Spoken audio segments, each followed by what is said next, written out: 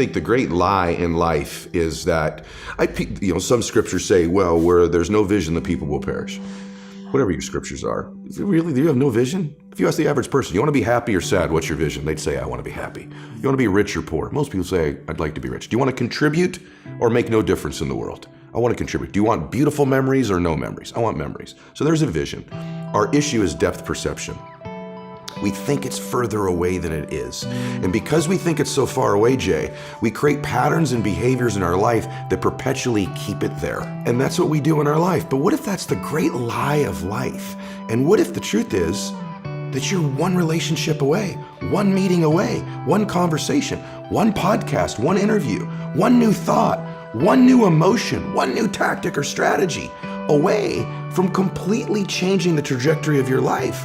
And everyone that you and I know that we both work with, that we're blessed to work with in our lives, the truth is it was one decision, one meeting, one extra rep, one more phone call, one thing they did that changed their trajectory. And then the question then becomes, how do I do it? And so the strategies are in the book, but conceptually, that's 100% how you change your life. People get so tied to the result that when they try it the next day and the sales meeting doesn't go their way or the pitch doesn't go their way, they go, it doesn't work. It doesn't work. Why didn't it work, and how should we respond when we fail or get rejected the next day? Well, it didn't work because you're so attached to the outcome. I coach a lot of athletes. I know you do as well. And one of the things that's a really nuanced thing in life, it's great to have goals. You should have goals. I want to do this or that. But in the moment of execution, you have to separate from outcome in the moment that you're executing and just be present and exist. Here's what I would say, if you're gonna win long term, 95% of people have an operating system in their mind where they operate out of history and memory. I like that. And about 5% of humans operate out of vision and imagination. So the reason we're so much happier, I believe, when we're children is we have no history and memory. So we operate out of imagination and dreams and vision. But at some age, some people it's 5 years old, some it's 8, some it's 18, some it's 28.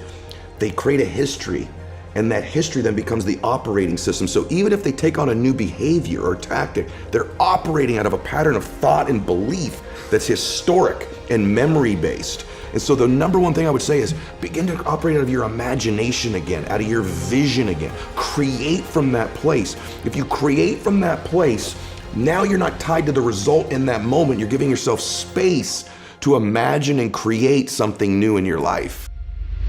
I remember the story that Vanessa Bryant told about Kobe Bryant after he passed away.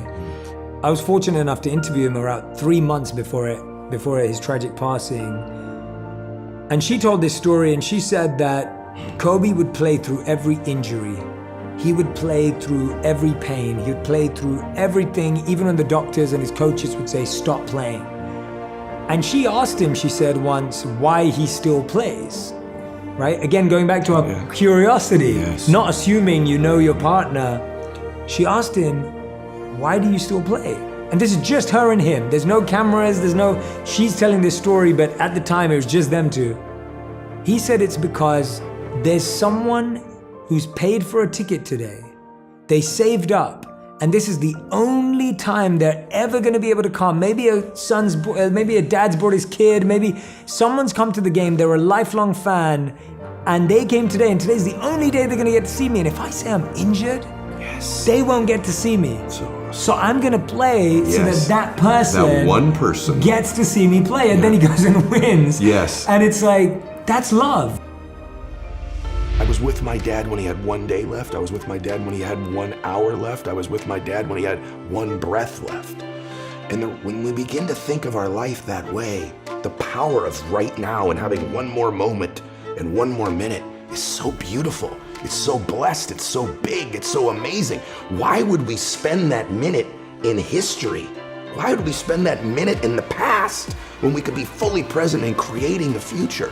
And so, I think most people think, Jay, everyone else is gonna die. I think they just, I'm not gonna die. Or they go, I'll get around to being happy. I'll get around to making my masterpiece of my life. I'll get around to my dreams. I'm gonna get around to fixing this relationship that's broken. I'm gonna get around to feeling those emotions.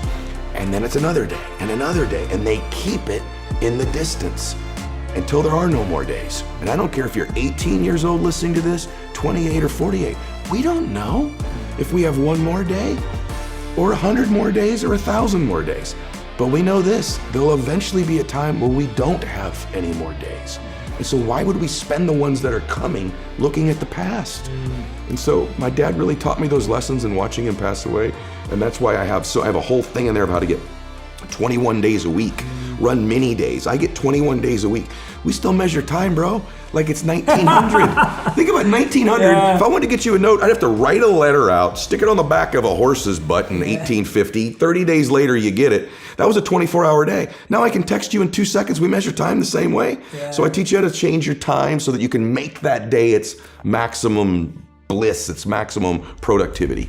There's a thought I've been having recently, and it's that comfort creates self-care, but discomfort creates self-respect. Ooh, boy, I love Right? that. Like, it's what love you're that. saying. I love that. that. The one more discomfort every day, Yes. that's where self-respect comes from. Yes. You don't... Great term. You don't start to trust yourself or build self-esteem or believe in yourself because you just say it to yourself.